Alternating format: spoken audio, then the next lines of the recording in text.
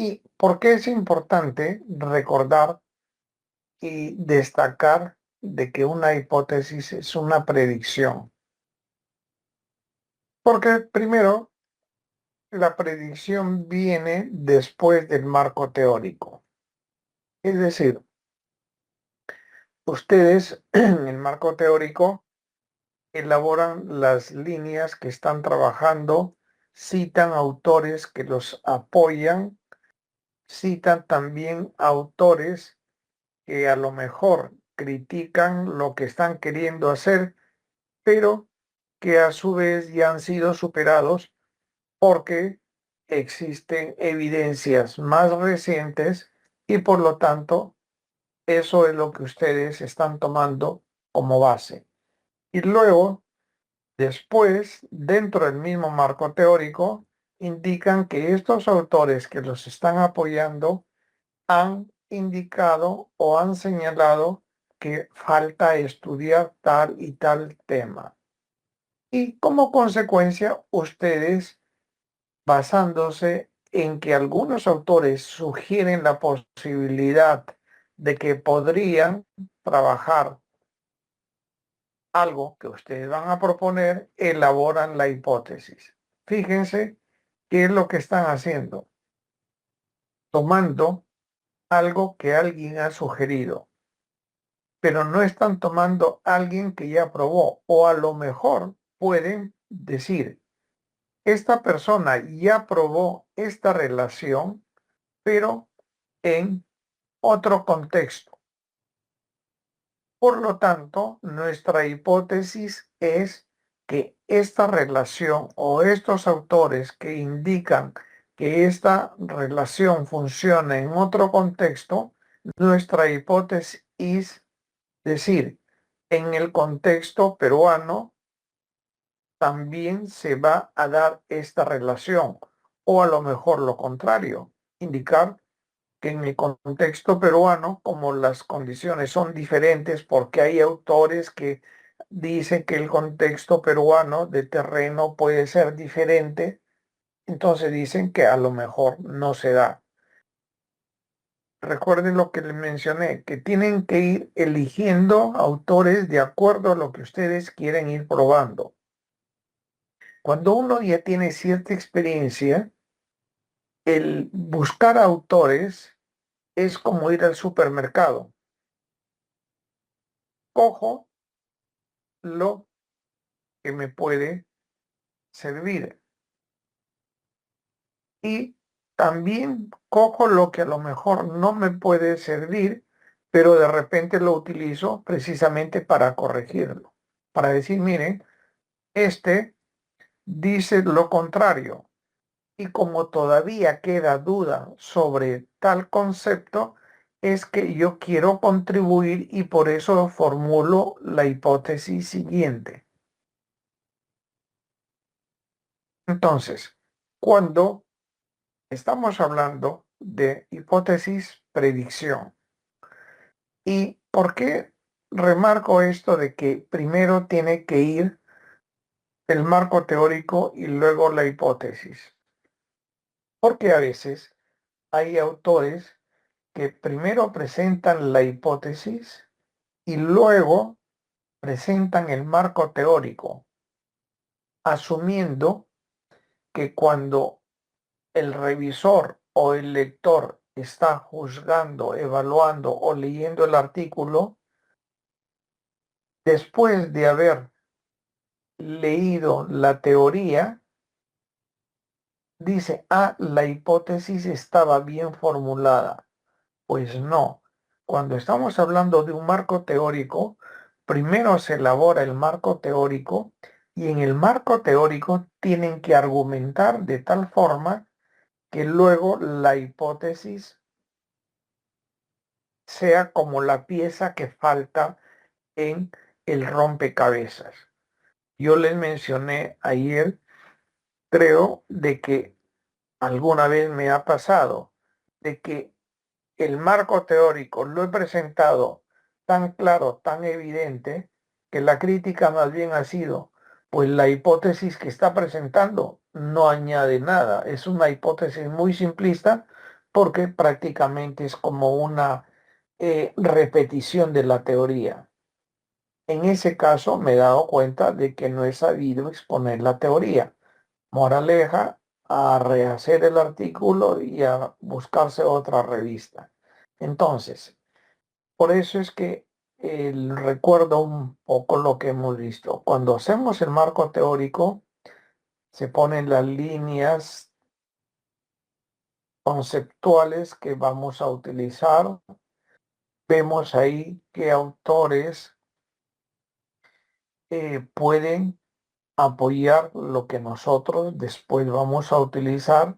También podemos decir de que estos autores están apoyando esto, aunque hay todavía algunos que dicen lo contrario. Y dado de que hay duda, entonces por eso es que nosotros formulamos la hipótesis siguiente de que tal variable puede estar relacionada o puede influir en la otra. Después vamos a ver cómo expresar este tipo de relación. Ahora es primero, entonces, el marco teórico y luego la hipótesis, no poner al revés. Pero también no confundir con lo que es una propuesta de investigación. ¿A qué me refiero?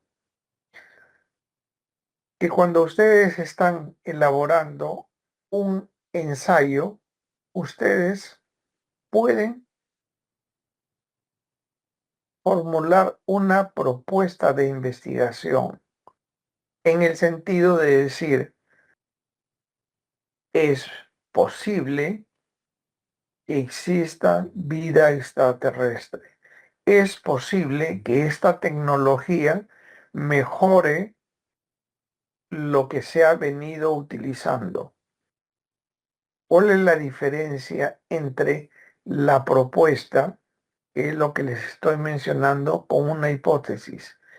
Que en la hipótesis ya tienen que entrar en la parte cuantitativa de decir, va a existir tal relación, va a existir tal tipo de efecto, y eso solamente lo pueden hacer de manera cuantitativa.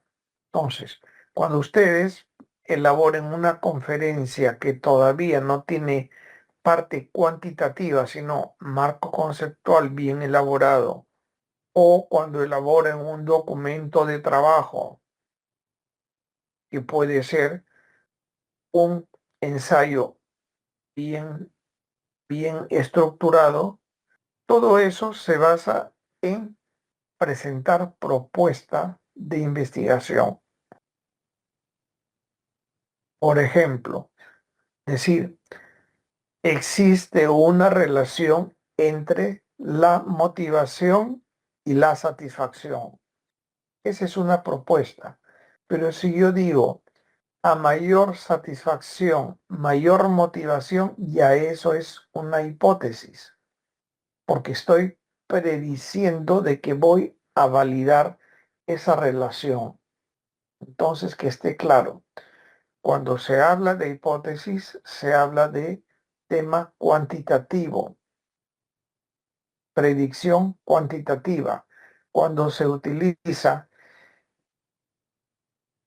argumentos, cuando se utiliza eh, formulaciones teóricas que no están siendo validadas estadísticamente, sí se puede hablar propuesta de investigación 1, propuesta de investigación 2 o propuesta número 3. Por eso es que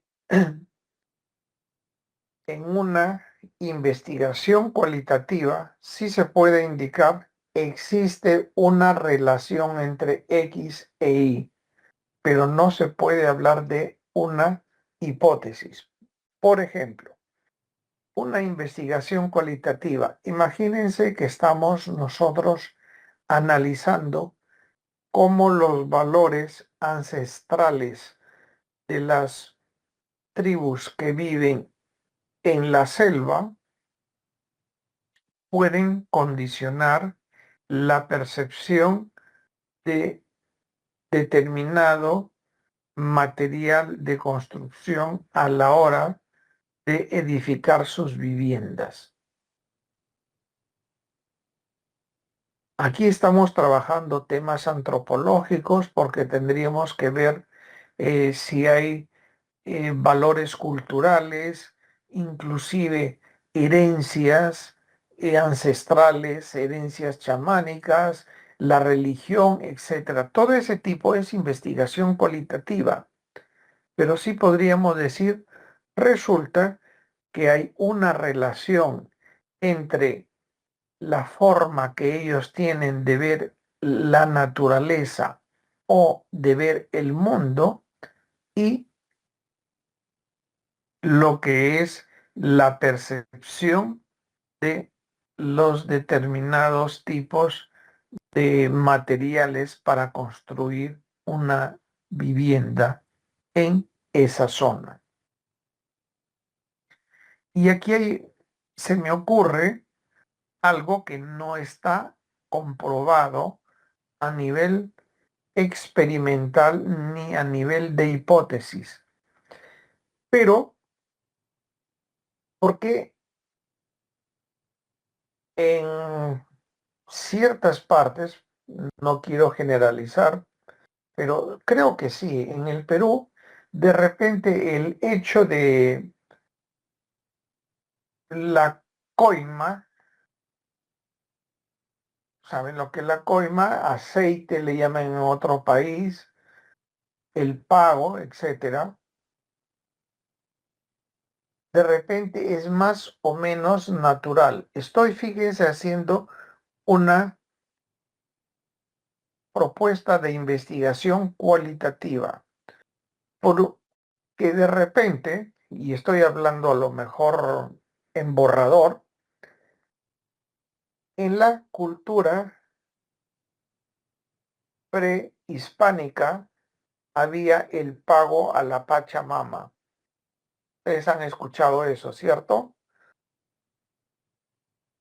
Miren, yo cuando he tenido la suerte de ir a dictar clases en las minas que les he comentado, ahí me enteraba de que a veces para entrar a una mina tenían que hacer un pago a la tierra para poder entrar al socavón, si no corrían riesgo de derrumbe. Bien, ese término de pago equilibrio, porque tú me estás dando algo, yo te tengo que pagar, puede condicionar a que en nuestro medio sea más o menos natural el hecho de que yo quiera retribuir cuando tú me has hecho un favor y que a lo mejor la propuesta es que el medio, las tradiciones, la religión, la forma de ver el mundo hace que las personas no vean de manera antiética o ilegal el hecho de pagar o de contribuir o de dar una coima. Este argumento, que es un poco tirado de los pelos que se me acaba de ocurrir, ¿tiene cierta lógica o no?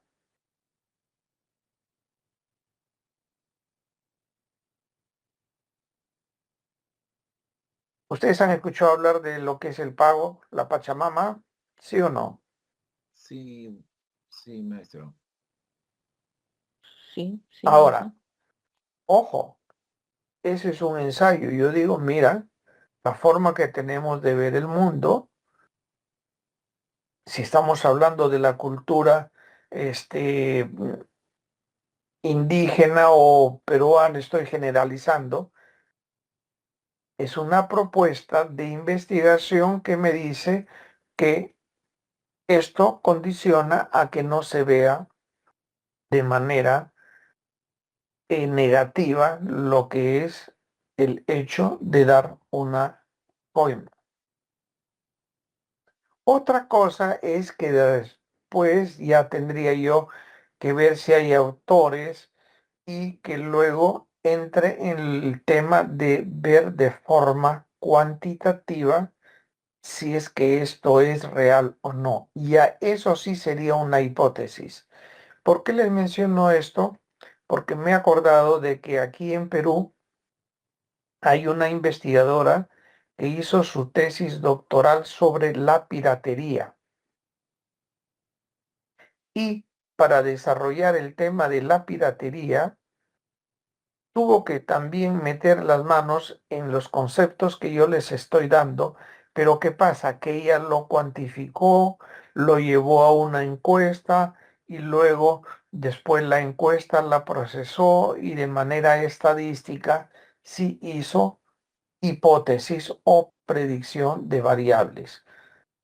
Entonces, en resumen, cuando ustedes elaboren un ensayo, no van a elaborar hipótesis, sino propuestas. ¿Qué es lo que les estoy mostrando aquí?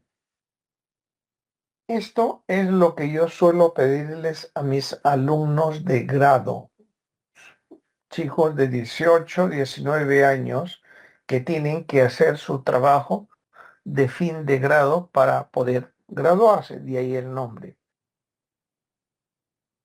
¿Qué es lo que les pido?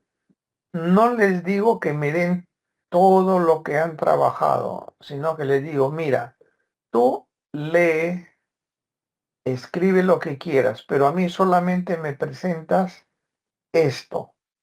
¿Por qué? Porque por la ley de Homero Simpson,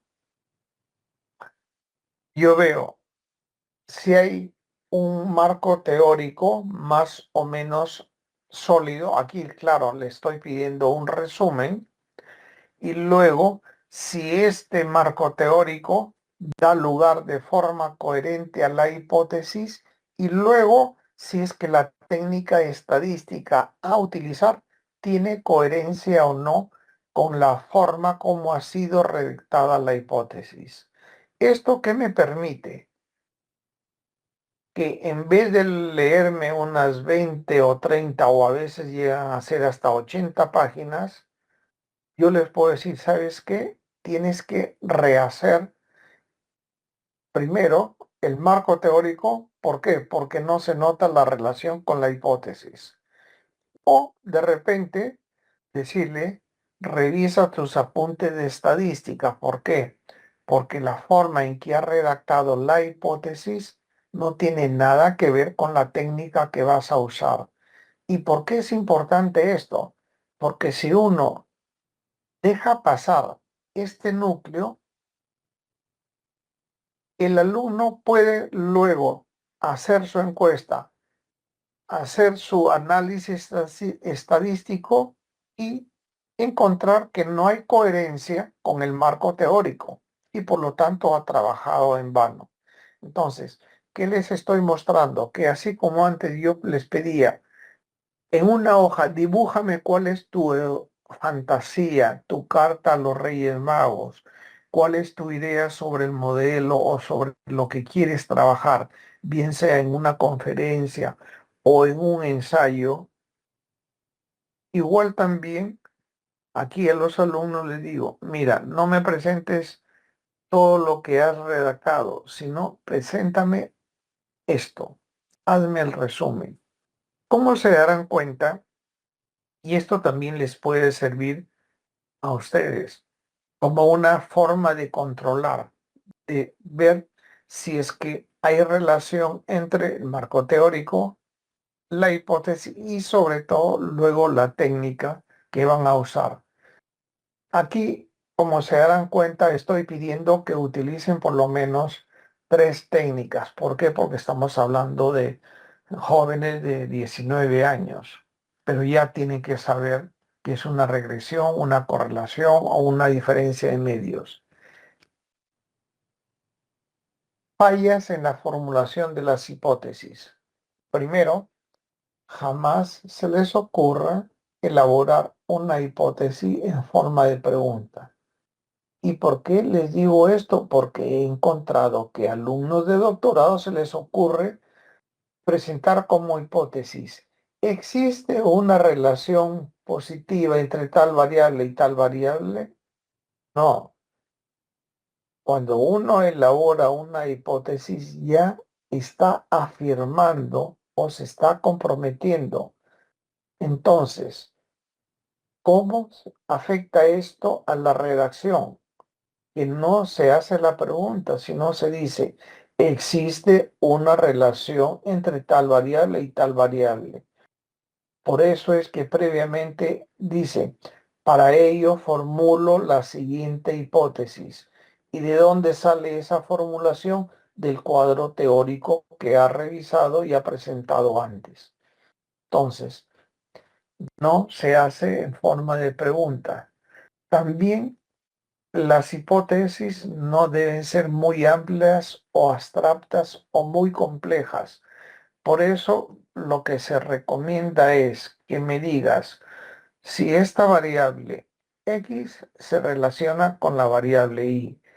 ¿Cuál es el problema? Que a veces hay alumnos que dicen la variable X se relaciona con la variable Y, con la variable Z, con la variable Y. Entonces les digo, no, lo que tienes que hacer es descomponer y en vez de decir esto, tú dime hipótesis 1, hipótesis 2 o hipótesis 3. ¿Por qué? Porque va a ser más fácil de comunicar al lector y sobre todo de probar. Entonces, en vez de decir una hipótesis muy confusa porque tiene varias subhipótesis, no, simplemente descomponla. ¿Por qué les estoy haciendo esta recomendación? Porque ya me ha pasado a mí también que me demoré en publicar un artículo. ¿Por qué? Porque tuve el mismo problema. Y felizmente que hubo por ahí un editor que tuvo la paciencia, porque a veces hay editores buenos que dicen, mire, en realidad usted mejoraría mucho el artículo si en vez de poner esta hipótesis de manera tan compleja, mejor pone hipótesis 1 y luego hipótesis 1 sub 1, hipótesis 1 sub 2, hipótesis 1 sub 3. Pero ¿qué es lo que estamos haciendo? Lo estamos descomponiendo y haciendo más simple.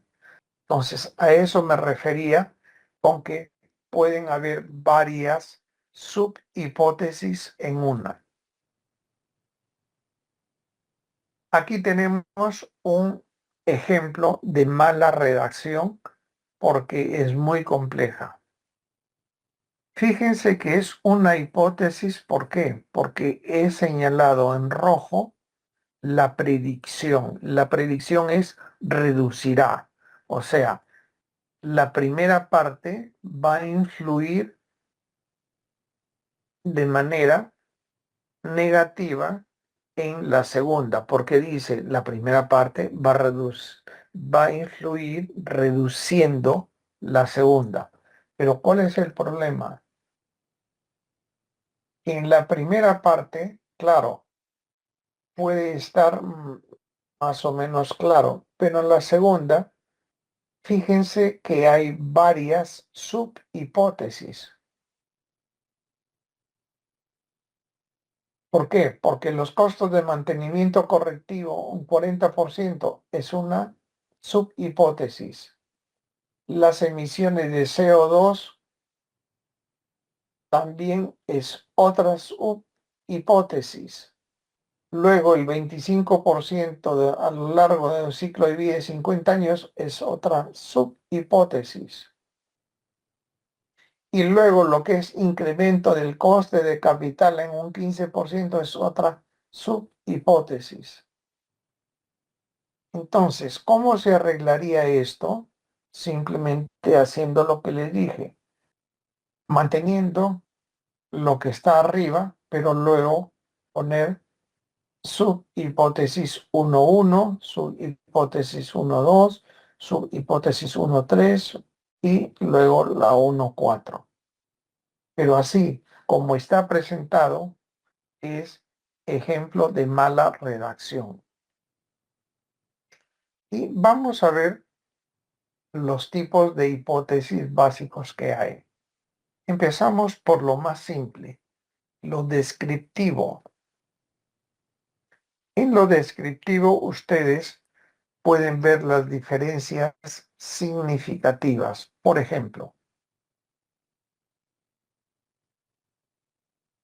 los hombres consumen mayor alcohol que las mujeres. ¿Cuál es la predicción aquí? Que hay una diferencia de consumo de alcohol por género, que los hombres toman más que las mujeres. Ahora, ¿cómo se valida eso? Hay pruebas estadísticas que con los programas actuales no son difíciles de validar. Por ejemplo, si alguien maneja el SPSS o hasta con Excel, pero con el SPSS que es muy amigable, hace una tabla de contingencia y ahí se puede ver si hay diferencias y si las diferencias son significativas. Otro ejemplo, el nivel de desempleo es mayor en las personas con edades entre 18 y 25 que en las personas entre 35 y 50. ¿Qué es lo que puedo hacer? Comparar la cantidad de personas que hay en esa franja con la cantidad de personas que hay en la otra franja y que están desempleadas. Y miren que esto lo pueden operacionalizar. Por ejemplo, empleado 1, desempleado 0. Y luego hacer lo mismo con lo otro y después establecer la diferencia en promedio. Entonces, estamos hablando de algo simple, pero que ya serviría para lo que es una publicación de repente en términos técnicos. Les mencionaba el ejemplo que me contaron unos compañeros vuestros en Chiclayo, que estaban viendo cómo podían mejorar la construcción de casas de bambú utilizando las mejoras de determinados componentes. En este caso, pueden hacer o ensayos, por ejemplo, 10 ensayos sobre la resistencia con las casas tradicionales, entre comillas, y 10 ensayos de resistencia con las casas mejoradas con la propuesta y ver si efectivamente después de los 10 ensayos resisten más las casas mejoradas. Pueden hacerlo no solamente como un ensayo porque puede ser muy costoso, sino que ahora con lo que es sistemas de simulación virtual pueden hacerlo virtualmente y pueden obtener resultados y luego también hacer las diferencias comparativas. Eso ya tendría, mire, un artículo. ¿Por qué? Porque ya tienen una comprobación empírica con el uso de estadística.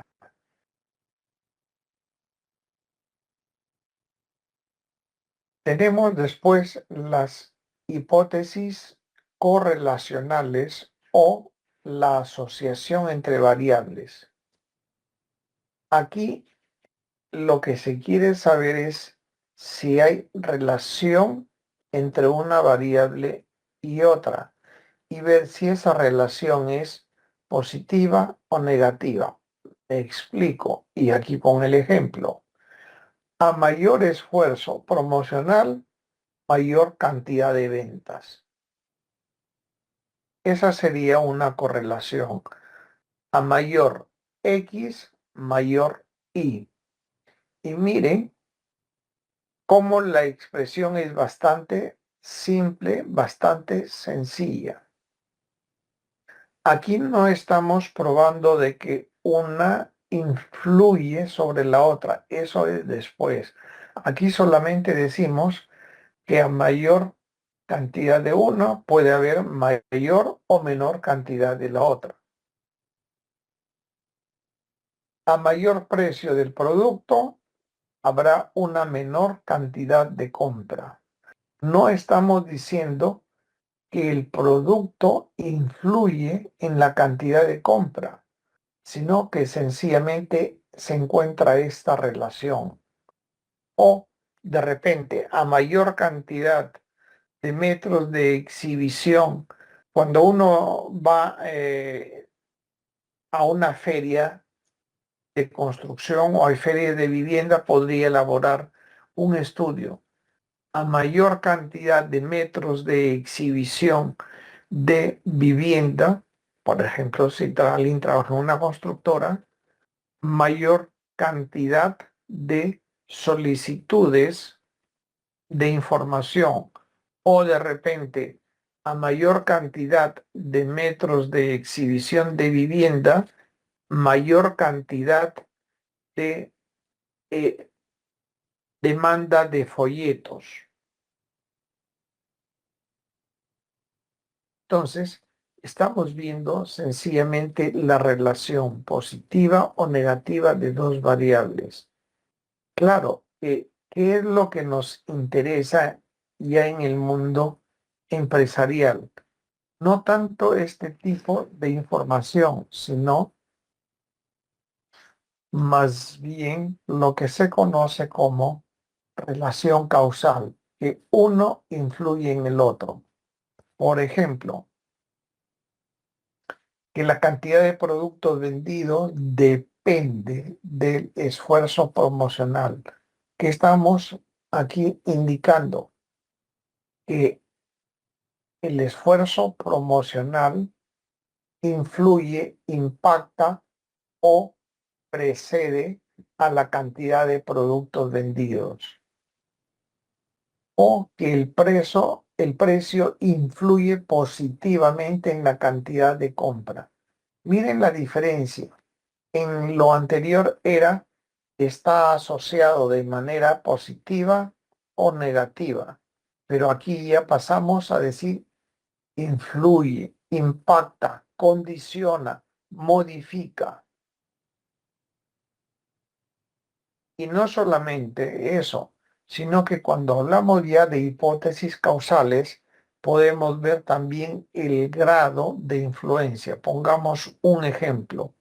Yo soy vendedor de helados y resulta que hay autores que han escrito sobre la relación entre la temperatura o la cantidad de horas de sol y también el consumo de helados.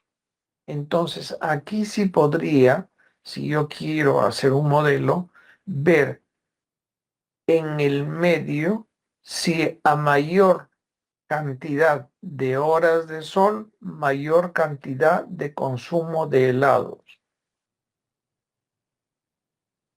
¿Y eso por qué es importante para una empresa?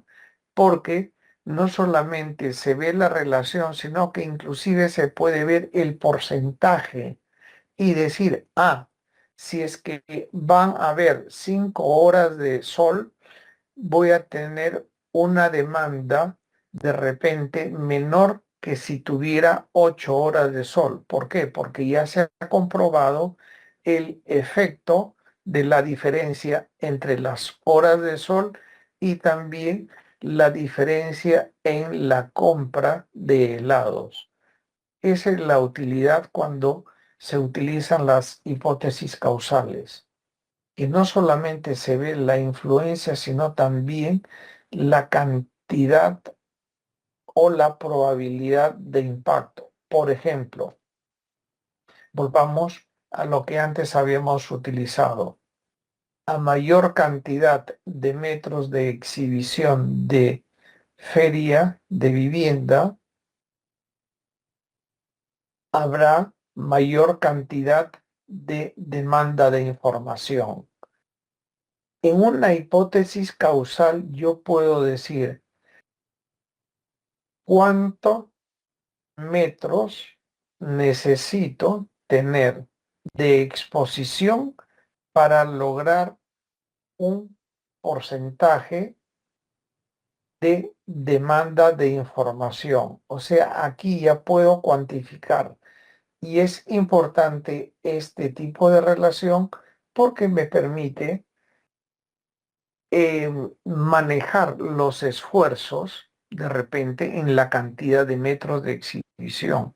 Porque ya sé que existe, por ejemplo, una influencia de 5 metros sobre una cantidad de 30 o 40 personas que demanden información, porque con las técnicas causales se ve este tipo de relación. Bien, entonces miren, tenemos básicamente tres tipos de hipótesis. Puede haber una más, se la doy solamente para informar, para no complicar, donde la relación de repente es moderadora. Por ejemplo, que yo pueda decir, el precio influye positivamente en la cantidad de compra, punto. Pero existe una variable que puede moderar esta relación. Y la variable puede ser el tipo de producto que se está vendiendo. Veamos lo siguiente. El precio influye positivamente en la cantidad de compra. ¿Qué me responderían así a simple pregunta? ¿Sí o no? Sí, en algunos casos sí, doctor. En algunos casos, por ejemplo, Claro, depende del poder adquisitivo y de la necesidad de las personas. En otros casos se busca la calidad y se deja el precio. pónmelo más simple. Sí te entiendo, pero lo quiero más simple. Ah, ok, se podría agregar aquí como segunda variable en las personas de la clase media, algo así, ¿no? No necesariamente en toda la población. Bien, El pre- podría ser, por ejemplo, una variable lo que dice su compañero. El poder adquisitivo puede moderar esta relación. Otra variable que podría moderar también sería el tipo de producto que estás vendiendo. ¿Por qué? ¿Qué pasa si a los diamantes le bajas el precio? La gente va a comprar más diamantes cuando le haces una rebaja importante a los diamantes. No necesariamente. Exacto. De Los repente diamantes, no me gustan los diamantes. bueno, es que no te guste ya Claro. es una excepción. Ajá. Pero no necesariamente, ¿no? O sea, no todos Ya, tienen. hablemos de perfumes, ya. Imagínate tú que de repente un perfume, no estoy hablando de agua de colonia, sino perfume. Perfume. Ujú. De repente que un perfume, por querer ganar cuota de mercado, saca el producto a mitad de precio. ¿Qué es lo que puede pasar? ¿Se va a vender más o se va a vender menos? Eh, Ahí se genera una situación, porque yo diría, ¿no? ¿Por qué están bajando tanto el precio? Está bajando la calidad también. Exacto, esa sería la variable moderadora. Depende del tipo de producto. Si estamos hablando de un producto de consumo masivo, a lo mejor sí se da esta relación y entonces la variable moderadora lo que ayuda es a reforzar esta relación. Si hablamos de repente de lo que decía su compañero, lo que es la situación socioeconómica más que todo, también podría variar esta relación. Y o si hablamos del tipo de producto, con mayor razón podía variar esta relación. Entonces, y aquí estaríamos hablando de otro tipo de variable, pero sigue siendo hipótesis causal. Lo que he hecho es simplemente, para efectos de darle un poquito de complejidad, decir que hay variables moderadoras.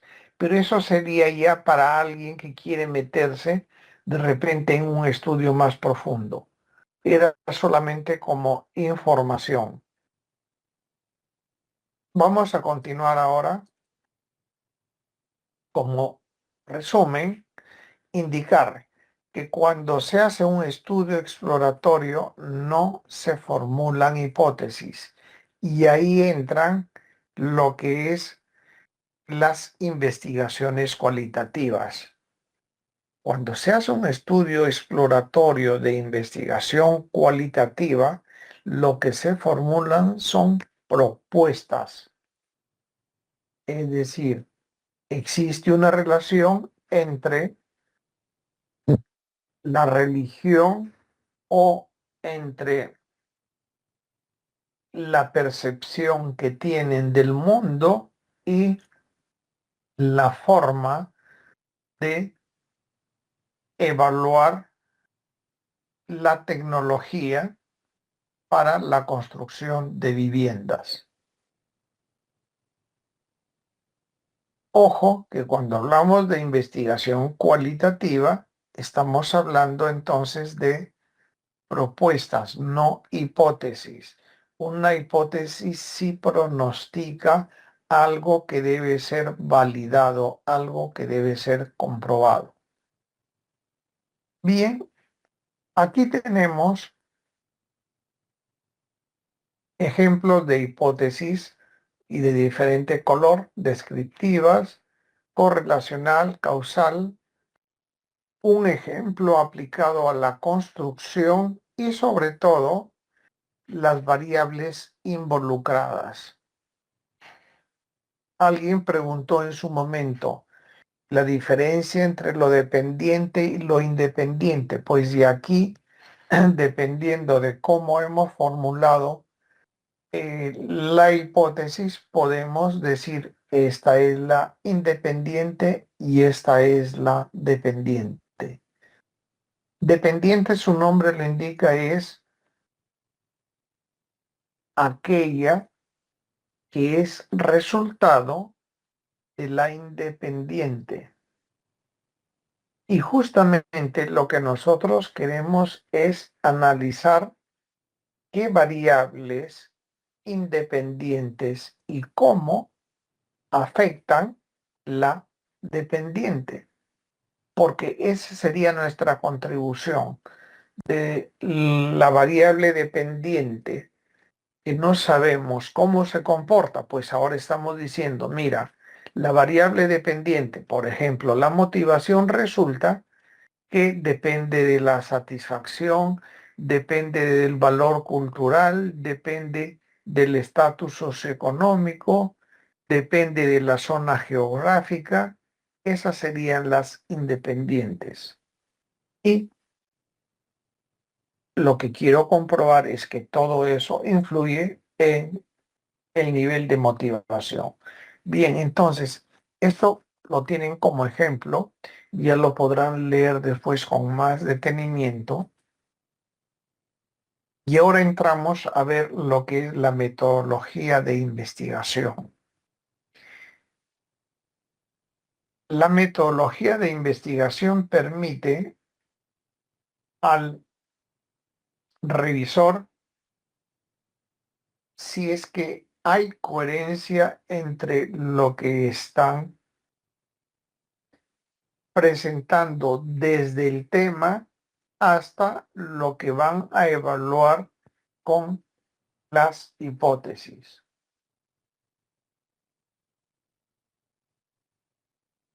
¿Y qué entendemos por metodología de investigación? El diseño. El diseño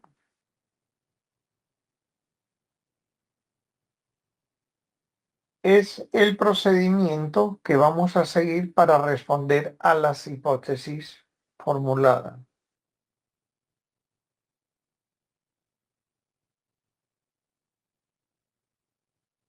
¿Cuál es la finalidad? Precisamente indicar qué es lo que he hecho para solucionar el problema o teórico o el problema práctico.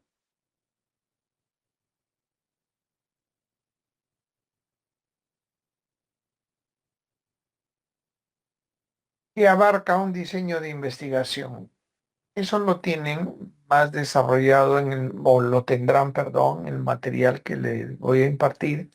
Pero aquí, para entenderlo de manera más simple, vamos a empezar primero definiendo el tipo de investigación. ¿A qué me refiero? Con lo que dijimos primero, si es cuantitativo, va a ser descriptivo, va a ser correlacional o va a ser causal. Luego vamos a definir cuál va a ser la población y también cuál va a ser la muestra. Después, cómo vamos a recolectar los datos. Luego, cómo los vamos a analizar, y aquí se recomienda indicar cuál ha sido el paquete estadístico que se ha utilizado para el análisis y después poner evidentemente los resultados obtenidos, y después viene conclusiones y recomendaciones. Una cosa es análisis de resultados y otra cosa son las conclusiones.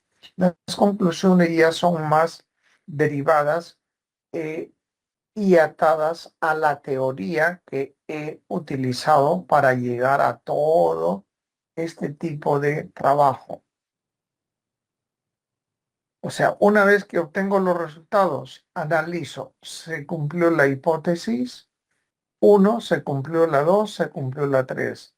Y las conclusiones sí puedo comentar que indica el hecho de que primera, también el hecho de que se haya cumplido la segunda o que no se haya cumplido la tercera. Y en las recomendaciones es donde digo, bueno, a lo mejor se tendrá que utilizar más variables. Eso lo vamos a ver también luego. Como una especie de lista de verificación, tenemos aquí los puntos a ir respondiendo. Uno mismo puede hacerse este autoexamen o autotest. Tengo claro cuál es el nivel o grado de profundidad, es decir, va a ser exploratorio, descriptivo o causal. He dicho de que pueden empezar para lo exploratorio cuando no tienen mucha experiencia en publicar, pero normalmente los artículos que son ya de cuartiles o de alto impacto solamente aceptan hipótesis causales. Ahora, ¿qué tipo de investigación piensan realizar? ¿Cualitativa o cuantitativa? Esto me permite hacerles una recomendación. No se metan a hacer solamente una investigación cualitativa. ¿Por qué? Porque una investigación cualitativa exige más trabajo que una investigación cuantitativa. ¿Por qué? Porque en la investigación cualitativa el autor debe de conocer muchísima teoría para armar un cuadro sólido que le permita a nivel cualitativo poder elaborar propuestas. Y segundo, que al ser cualitativo, miren, eso está relacionado luego con la forma como va a ser estudiado. ¿Por qué? Porque al ser cualitativo no se puede extrapolar.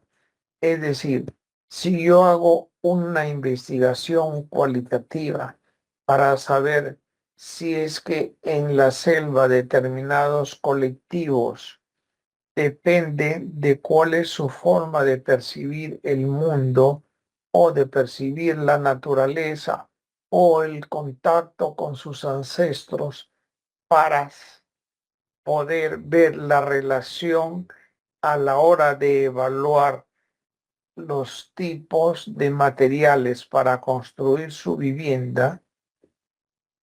¿Qué va a pasar? Que eso me va a servir solo para el colectivo estudiado. No voy a poder generalizar eso a otros colectivos, ni siquiera de otras selvas de otros sitios del mundo.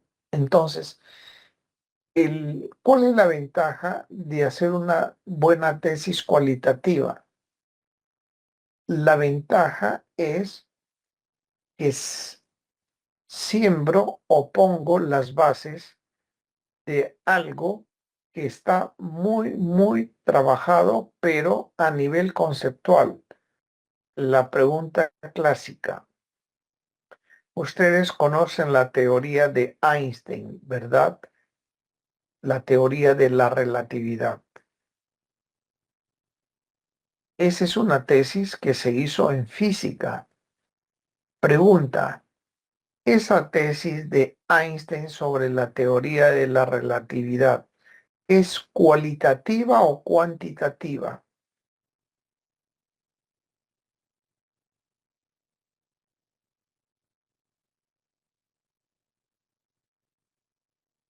Hola, lo escucho.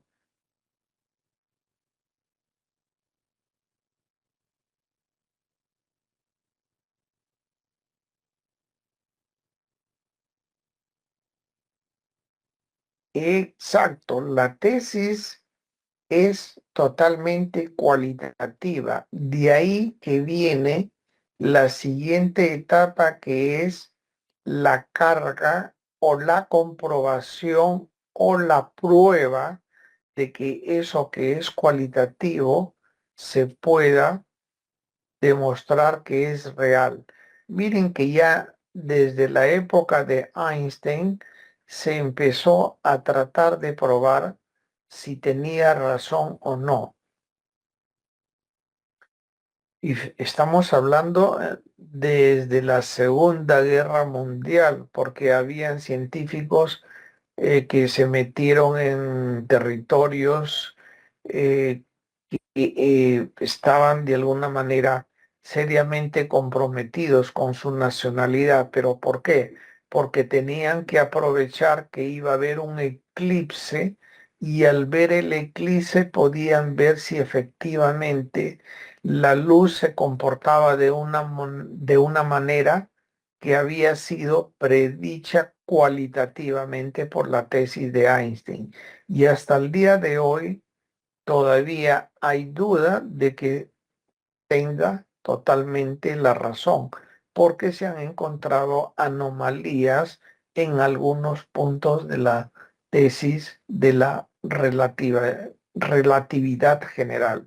Bien, sin embargo, cuando se habla de una investigación cuantitativa, por si acaso, ahí hay un componente cualitativo. ¿Cuál es el componente cualitativo?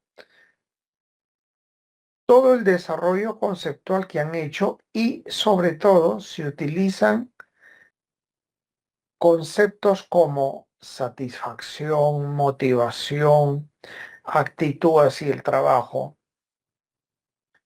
la motivación, la actitud la cultura, esos son conceptos cualitativos. Otra cosa es que ustedes a través de las encuestas lo cuantifiquen. Por ejemplo, mi percepción sobre las casas de madera, la percepción sobre las casas de madera, eso es algo cualitativo. Ahora, ¿cuántas personas tienen una percepción positiva? Y a eso es cuantitativo. Y si esa percepción cuantitativa los predispone a la adquisición de casa, ya esa es una investigación cuantitativa que puede ser causal. Pero miren que ya ahí existe un componente cualitativo. Luego también tenemos que ver si la población que se está estudiando es finita o conocida o infinita. ¿Por qué es importante esto? Porque cuando se pasan de 60.000 unidades de investigación, hay una ventaja, que hay varios autores, algunos dicen 60, otros dicen 100, pero ¿cuál es la ventaja? Que cuando se pasa de 60 o de 100, la muestra mínima o básica o recomendada es máximo 280, otros 278 unidades. ¿Qué significa? Que de repente, si la muestra es infinita, de nada te sirve encuestar 600. ¿Por qué? Porque vas a tener la misma información que si hicieras la encuesta a 300. Entonces, por eso es tan importante conocer si es infinito. Pero ¿qué pasa cuando la muestra es finita? Por ejemplo, que son 2.000 o 3.000 personas. Para eso existen fórmulas donde tienen que ver cuál es el error aceptable en la investigación, cuál es el nivel de confianza. Ahora ustedes me dirán, pero profe, hace años o simplemente yo no sé estadística. Pues no se preocupen porque ya existe autores que han hecho Excel donde todo eso ya es simplemente de meter los datos. Tengo esa tabla y voy a ver si la comparto porque como yo la adquirí, simplemente la mejoré. Lo único que hacen es ver qué datos tengo para saber cuál es la muestra que necesito.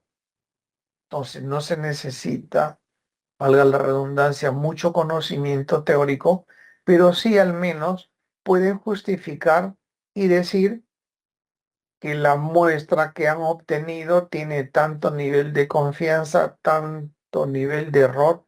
¿Y por qué es importante? Porque así recién podrán generalizar sus resultados. Si no, no pueden generalizar. Luego vamos a ver la implicancia de si es probabilística o no. Luego también si está bien construido el cuestionario, cómo se han operacionalizado la variable. Por ejemplo, cuando hablamos de satisfacción, ¿cómo la operacionalizo para medir? ¿Y por qué es importante esto? Porque cuando ya estamos presentando un artículo de investigación, hay revistas que dicen, ya, me parece muy bonito tu artículo, pero envíame la encuesta, quiero revisarla. ¿Por qué? Porque de repente encuentran que la encuesta está mal hecha y que a lo mejor los datos que han obtenido son buenos, pero han sido obtenidos de mala manera y por chiripa, por suerte, es que con esos datos han podido validar el modelo, pero dicen sí, pero la encuesta está mal formulada, por lo tanto, la investigación no sirve. Y hay también ahora revistas que les piden hasta la base de datos. ¿Por qué? Porque se han encontrado autores que se inventan los datos. Y ojo, que estamos hablando de autores famosos que han salido en los periódicos y desgraciadamente es muy duro ver el nombre.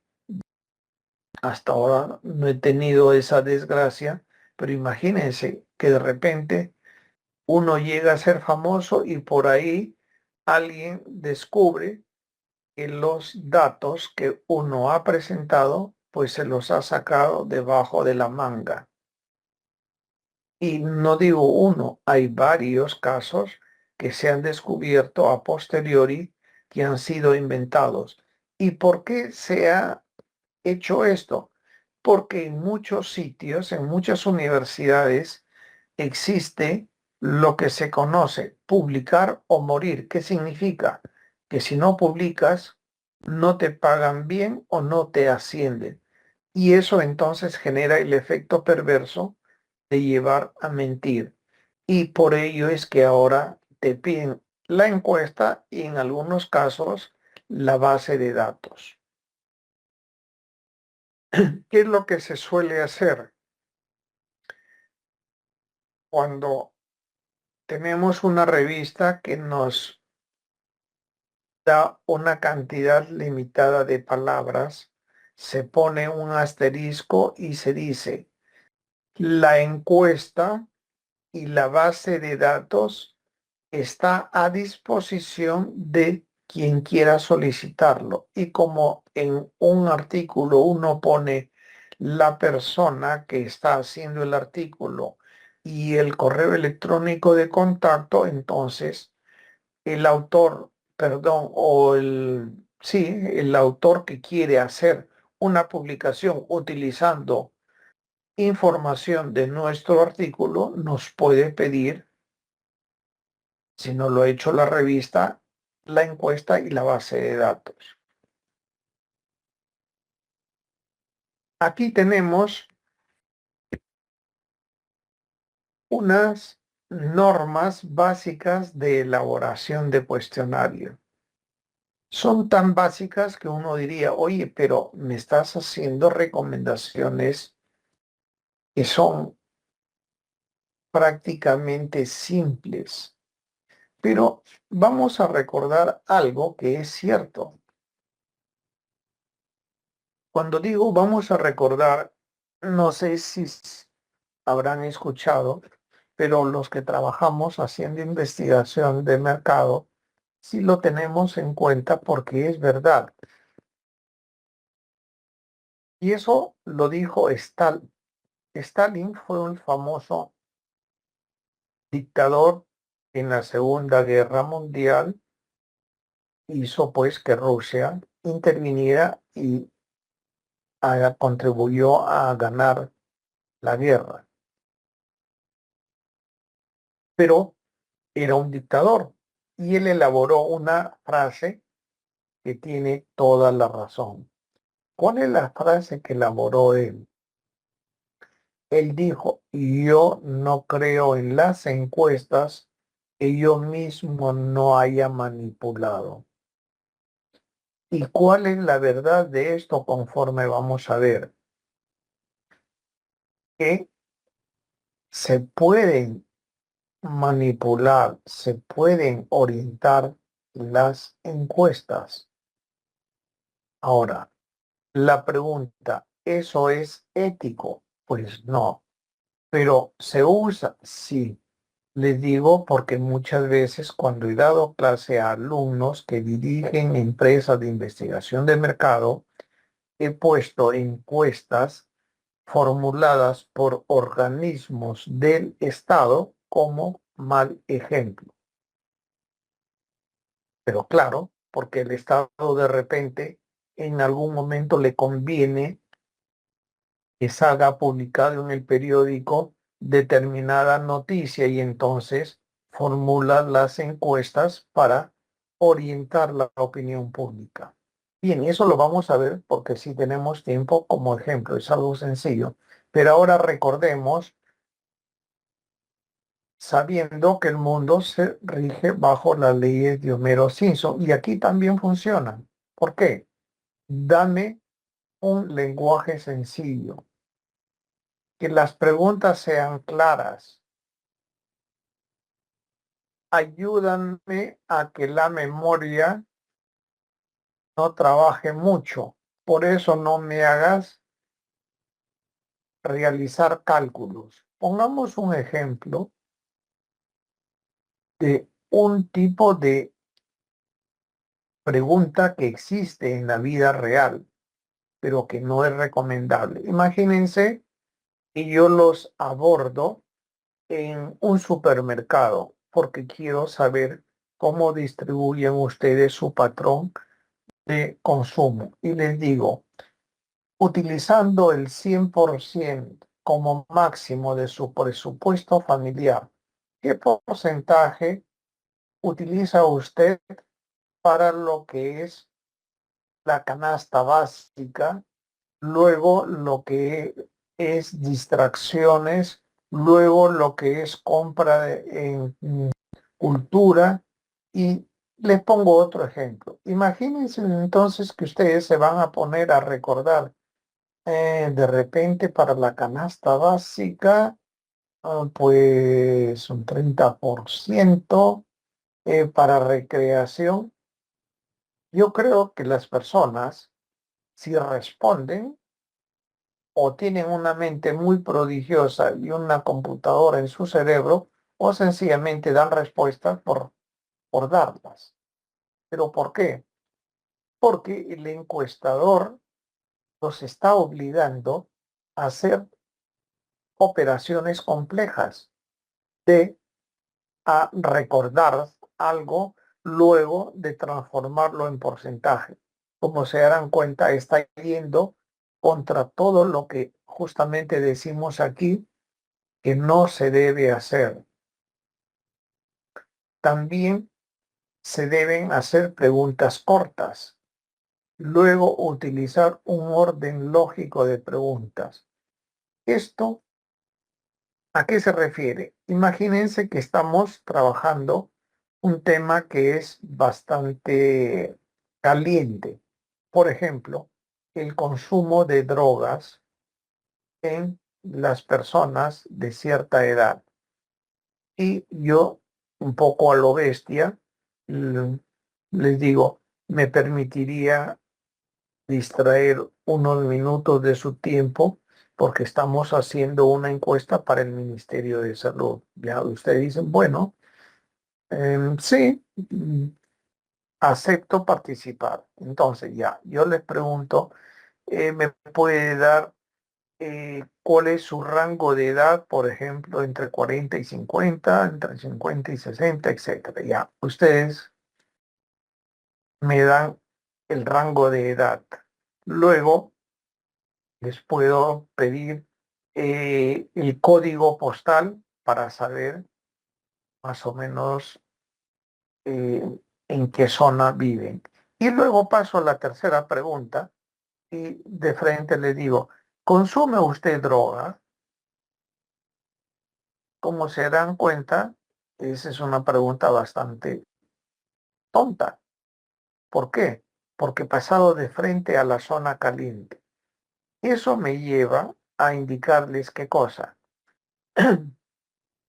Que cuando uno elabora una encuesta dependiendo del tema, tiene que saber que hay una especie de curva donde tiene que haber preguntas de introducción, calentamiento y luego, después de haber ganado algo de confianza, recién hacer la pregunta caliente. Eso sería para temas calientes, pero si yo estoy en un establecimiento y quiero saber por qué la gente acude, ahí sí puedo preguntar de repente por la edad, por el código postal para ver el grado de atracción de la tienda y luego preguntar cuáles son los motivos por los cuales viene a la tienda y le leo precio de los productos, por el surtido de los productos, por el parking gratuito, etcétera. Entonces, ¿qué es lo que estoy tratando de comunicar? Que dependiendo del tema, el orden lógico de las preguntas va a variar. Voy a poner aquí un ejemplo de preguntas de doble efecto. ¿A qué me refiero? Fíjense que están preguntando por dos conceptos al mismo tiempo. ¿Está usted satisfecho con el costo y conveniencia de este servicio?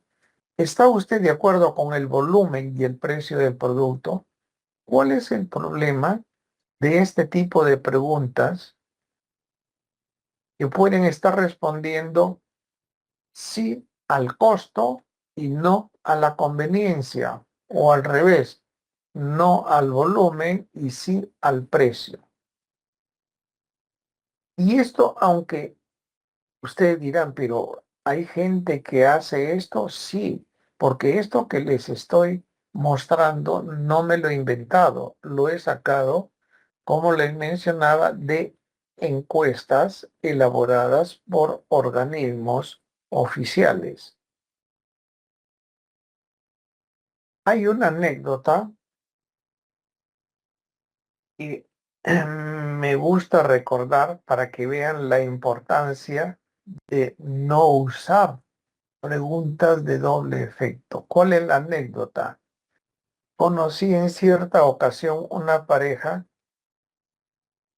me hice amigo y me contaron lo que les había sucedido. Inicialmente, chico conoce chica. Luego se casan, tienen hijos, terminan en un divorcio feroz donde se discutían hasta quién se llevaba la mitad derecha del perro o la mitad izquierda del loro. Pero después de un tiempo se volvieron a juntar ya como amigos. Y ahí viene que, recordando cómo empezó todo,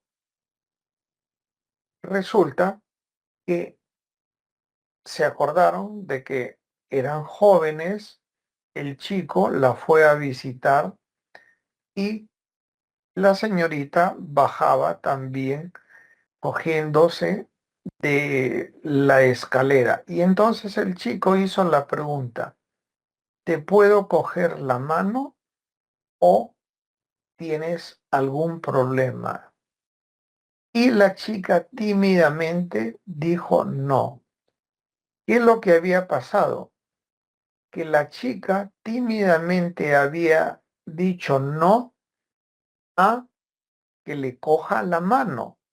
Y el chico pensó que le había dicho no a que no tenía problema en que le coja la mano. Entonces, ¿cuál es la moraleja de esto? Que si desde el principio hubieran hecho bien la pregunta y no la de doble efecto, se hubieran evitado todo el problemón que se generó después.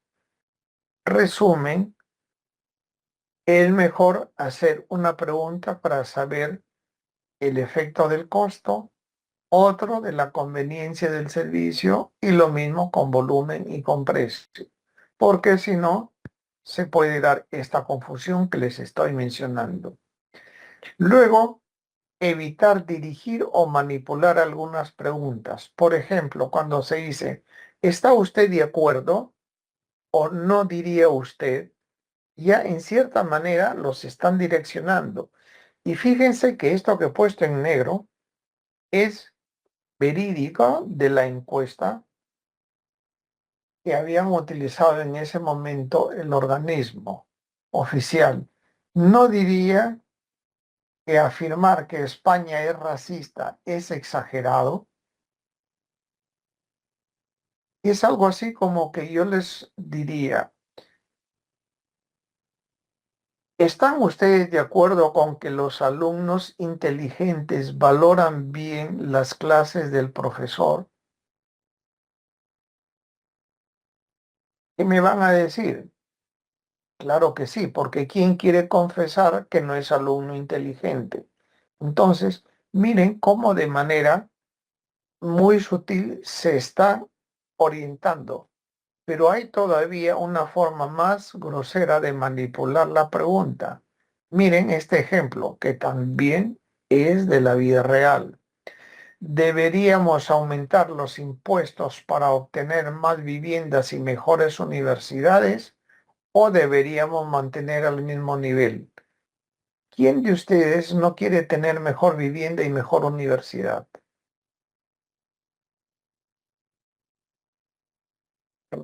No digo que me respondan, pero ya ustedes se darán cuenta de que nadie va a decir que no quiere tener mejores viviendas o mejores universidades. O lo otro, ¿estaría de acuerdo con pagar un precio justo por este producto? ¿Quién va a decir que no quiere pagar un precio justo? O sencillamente evitar instrucciones que pueden causar confusión. Mire, imagínense que se presenta el entrevistador, les da la encuesta para que ustedes la vayan leyendo y de repente vayan respondiendo. O a lo mejor él va preguntando y va anotando la respuesta y se encuentran con esto. Si su respuesta a la pregunta cuánto son las opciones A, B o C, pase a la pregunta 13ª. Si su respuesta es la opción D, pasar a la pregunta 18. En caso contrario, finalice la encuesta. Si estamos nosotros respondiendo una encuesta escrita y encontramos una cosa así tan rara, les aseguro que la mayoría ahí simplemente deja de responder. Y entonces vamos a tener encuestas con valores faltantes y no se pueden utilizar en investigación de mercado. Ahora, ¿cuál es la anécdota de esto que les estoy mostrando? Que cuando presenté la encuesta del organismo oficial que estaba usando como mal ejemplo ante los alumnos que trabajaban dirigiendo empresas de investigación de mercado, a la hora del café, del descanso, se acercó una señorita y un poco tímida y un poco avergonzada me dijo, profesor, ha sido usted bastante cruel, pero tiene la razón, porque yo participé en el diseño de esa encuesta. Le digo, lo siento, pero no sabía, pero es bueno mostrar errores, porque hay una forma muy fácil de aprender, que es aprender del error ajeno, porque la otra forma de aprender duele cuando es aprender de los errores propios. Otro ejemplo es utilizar un lenguaje que sea familiar. Por ejemplo, si estamos entrevistando a personas de un estrato, de un medio bajo o bajo, la palabra estatus marital de repente no se puede entender lo mismo que si preguntamos si eres casado, divorciado, soltero, conviviente, etc. Ahora, como introducción, vamos a presentar algo que vamos a tener que desarrollar mañana porque tiene mucho impacto, que es el tipo de muestreo que vamos a utilizar. Primero, si queremos hacer algo que sea generalizable, tenemos que utilizar método probabilístico. Si vamos a hacer algo que es solamente exploratorio y que se va a aplicar para la muestra que estamos utilizando, ahí recién usamos el no probabilístico. Pero, ¿por qué les menciono esto? Porque hay personas que han presentado artículos y que han sido publicados y eso demuestra también que los revisores no han sido muy cuidadosos. ¿Por qué? Porque en el artículo dicen, utilizamos una muestra de conveniencia, es decir, no probabilística, pero luego utilizan técnicas estadísticas. ¿Y por qué les digo que eso es un error, un horror y eso es un crimen? Sencillamente porque la estadística y sobre todo la estadística inferencial, que es la que utilizamos para la correlación, para ver diferencias significativas y para lo que son métodos causales, la estadística inferencial se basa en probabilidades. Por lo tanto, si no has utilizado procedimiento probabilístico, no puedes utilizar estadística. Pero, como les digo, hay artículos que han utilizado muestras no probabilísticas y han utilizado estadística. Y eso simplemente confirma de que no necesariamente todos los revisores conocemos y a veces se nos pasan las cosas. Y esto es para recomendación vuestra, que mañana vamos a ver cómo se pueden utilizar métodos probabilísticos y también para poder determinar o detectar cuando alguien nos quiere pasar un procedimiento probabilístico y que haciendo una pregunta, como dicen, más fácil se pilla a un mentiroso que a un cojo. Entonces, siendo la hora indicada, les agradezco por el hecho de haber soportado hasta aquí lo que es la presentación. Y para aquellos que han aguantado, y espero que no hayan solamente prendido la cámara, muchas gracias y nos vemos mañana. Buenas noches, gracias. ¿Alguna pregunta? No. Si, Muchísimas gracias, ya. doctor. Bien, si tienen alguna duda para mañana, pueden enviarla por correo. Buenas Hasta noches, mañana, que doctor. descansen. Muchas gracias. Hasta mañana. Gracias, doctor. Buenas Muchas noches. gracias.